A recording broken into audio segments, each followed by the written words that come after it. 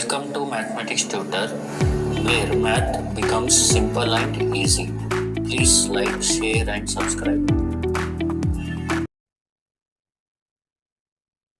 Question, no? If a sample of 300 units of a manufactured product, 65 units were found to be defective. ಅಂದ್ರೆ ಒಂದು sample ಅಲ್ಲಿ 300 units ಇದೆ, ಅದರಲ್ಲಿ 65 unit defective ಬರ್ತಾ ಇದೆ. And in other sample 200 unit ಇದೆ, 25 defective ಬರ್ತಾ ಇದೆ. ಇದರಲ್ಲಿ ಪ್ರಪೋರ್ಷನ್ಸ್ ಅಲ್ಲಿ ಸಿಗ್ನಿಫಿಕೆಂಟ್ ಡಿಫರೆನ್ಸ್ ಇದೆಯಾ ಇಲ್ವೋ ಅಂತ ಚೆಕ್ ಮಾಡಿ ಅಟ್ 5% ಲೆವೆಲ್ ಆಫ್ ಸಿಗ್ನಿಫಿಕೆನ್ಸ್ ಅಂತ ಹೇಳಿದ್ದಾರೆ. ಇಲ್ಲಿ ಜ್ಞಾಪಕ ಇಟ್ಕೊಳ್ಳಿ, is there a significant difference in the proportions ಅಂದ್ರೆ 2 ಟೆಲ್ ಟೆಸ್ಟ್ ಬರುತ್ತೆ, ಗೊತ್ತಾಗ್ತಿದ್ಯಾ?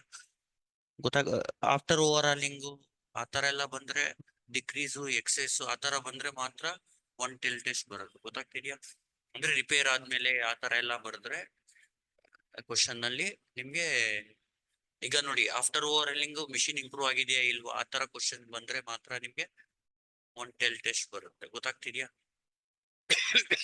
ಇಲ್ಲಿ is there is significant difference in the proportion.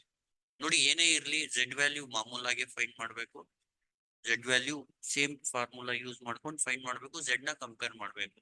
ಬರೀ ಚೇಂಜ್ ಏನಿರುತ್ತೆ ಅಂದ್ರೆ ಝೆಡ್ ಸ್ಕೋರ್. ಅರ್ಥ ಆಗ್ತಿದ್ಯಾ? 5% ಲೆವೆಲ್ಗೆ ಝೆಡ್ ಸ್ಕೋರ್ ಬಂದು ಎಷ್ಟು, 2 ಟೆಲ್ ಟೆಸ್ಟ್ ಅಲ್ಲಿ 1.96. ಅರ್ಥ ಆಗ್ತಿದ್ಯಾ? 1% ಲೆವೆಲ್ಗೆ 2.58. ಈಗ ಝೆಡ್ ವ್ಯಾಲ್ಯೂನ ಕಂಪೇರ್ ಮಾಡಿ ನೀವು ಹೇಳ್ಬೇಕಷ್ಟೆ. ಈಗ ಫಸ್ಟ್ ಏನ್ ಮಾಡಿ ಪ್ರಾಬ್ಲಮ್ ಸ್ಟಾರ್ಟ್ ಮಾಡೋಣ. ಈಗ ಫಸ್ಟ್ ನಲ್ ಹೈಪೋಥಿಸಿಸ್ ಬರ್ಕೊಳ್ಳೋಣ. ನಲ್ ಹೈಪೋಥಿಸಿಸ್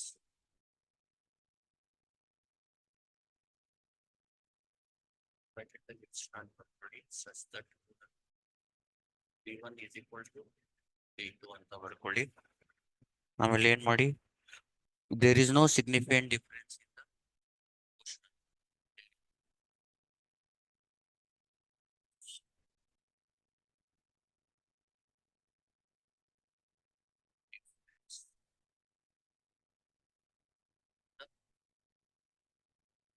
proportions of defective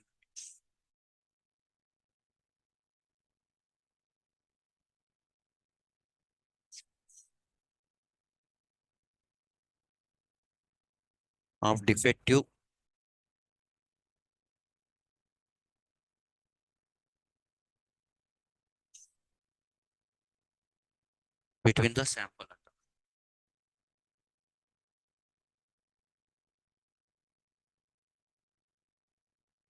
ಇದು ಒಂದು ನಲ್ ಹೈಪೋಥಿಸಿಸ್. ಆಲ್ಟರ್ನೇಟಿವ್ ಹೈಪೋಥಿಸಿಸ್ ಬಂತು p1 not equal to, there is a significant difference ಅಂತ ಅಷ್ಟೇ. ಆಲ್ಟರ್ನೇಟಿವ್ ಹೈಪೋಥಿಸಿಸ್ ಬಂತು h1 such that p1 not equal to p2. Bracket ಅಲ್ಲಿ ಬರೀರಿ ಅಥವಾ ಡೈರೆಕ್ಟ್ ಈ ತರ ಬರುತ್ತೆ ನೋಡಿ. ಇಷ್ಟಾದ್ಮೇಲೆ ಫಸ್ಟ್ ಡೇಟಾ ಬರ್ಕೊಳ್ಳಿ. If a sample of 300 units ಅಂದ್ರೆ ಸ್ಯಾಂಪಲ್ ಸೈಜ್ 300. ಈಗ ಪ್ರಪೋರ್ಷನ್ p1 ಬಂದು 65/300. 65/300 ಇದನ್ನ ಕ್ಯಾಲ್ಸಿಲ್ ಮಾಡಿದ್ರೆ 65/300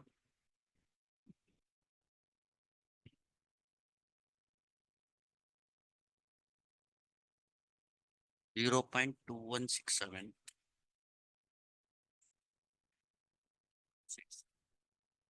ನೆಕ್ಸ್ಟ್ ಸ್ಯಾಂಪಲ್ದು ಫೋನ್ ಟು ಬಿಡಿ. And in another sample 200 units, n2 is equal, n2 ಬಂದು 200, p2 ಬಂದು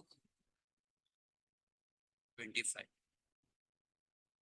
25/200 ಡಿಫೆಕ್ಟ್. 25/200 ಅಂದ್ರೆ 0.125 ಬರುತ್ತೆ.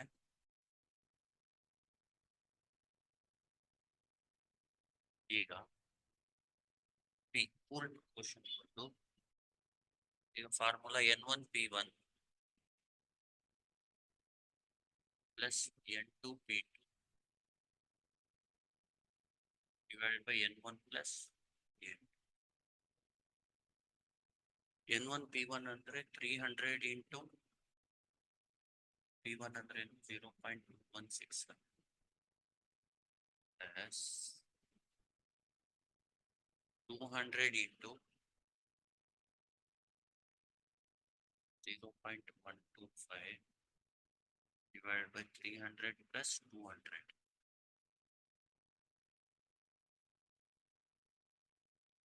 300 into 0.2167 plus 200 into 0.125. 300 plus 200. 0.18 ಬರುತ್ತೆ. P ಬಂದು 0.18 ಬರುತ್ತೆ. Q ಫೈಂಡ್ ಮಾಡಿ. Q ಅಂದ್ರೆ 1 minus P. 1 minus 0.18 ಮಾಡಿದ್ರೆ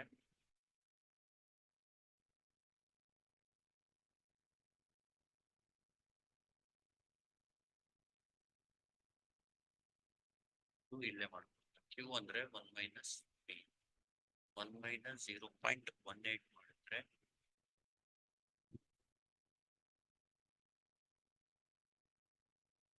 0.82 ಬರುತ್ತೆ.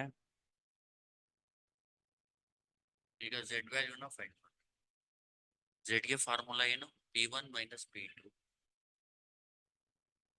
whole divided by root of P into Q 1 by N1 plus 1 by P1 minus P2 under P1 is 0.2167. P2 is 0.125. Root of P into Q. P under 0.18. Q under 0.82. 1 by N1 under 300 plus 1 by N2 under 200. ಕ್ಯಾಲ್ಸಿಲಿ type ಮಾಡಿದ್ರೆ 0.2167 minus 0.125 root of 0.18 0.82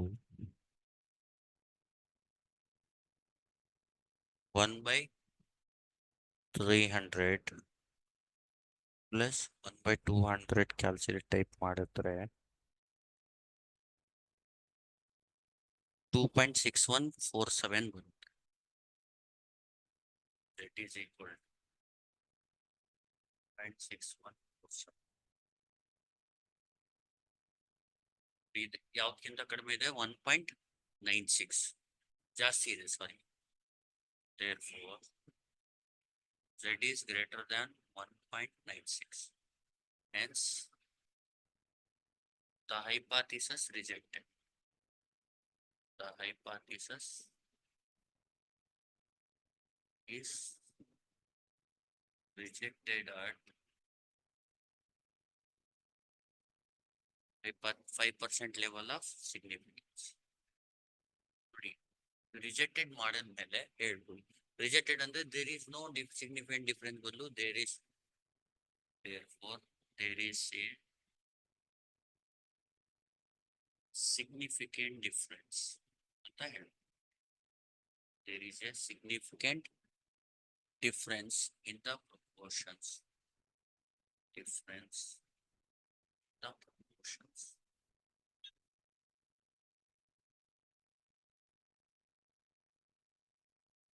Of defective units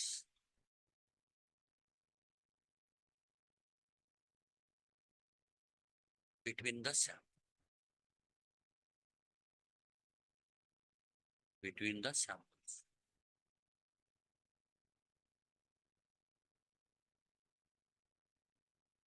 ಇನ್ನೊಂದ್ಸತಿ ಹೇಳ್ಬಿಡ್ತೀನಿ ನೋಡಿ. ಇಲ್ಲಿ question ಅಲ್ಲಿ ನಿಮ್ಗೆ if a sample of 300 units of a manufactured product 65 units were defective.